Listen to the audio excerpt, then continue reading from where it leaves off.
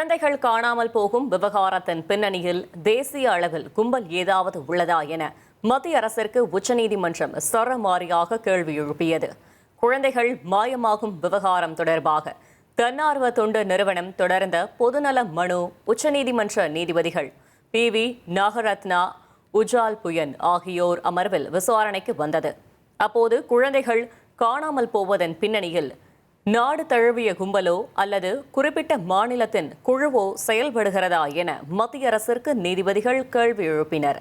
அத்துடன் இதை மத்திய அரசு கண்டுபிடிக்க வேண்டும் என அறிவுறுத்திய அவர்கள், காணாமல் போன குழந்தைகள் பற்றிய தரவுகளை அளிக்காத மாநிலங்களுக்கு எதிராக கடுமையான உத்தரவு பிறப்பிக்கப்படும் என எச்சரித்தனர்.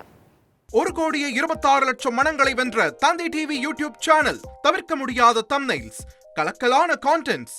நீங்களும் இந்த குடும்பத்தில் இணைய இப்பவே சப்ஸ்கிரைப் பண்ணுங்க. அசுரபலம் கொண்ட எங்கள் டிஜிட்டல் கரங்களில் உங்கள் விளம்பரங்களை சேர்க்க வாட்ஸ்அப் பண்ணுங்க. 8939888838. Email advttv@dttv.in.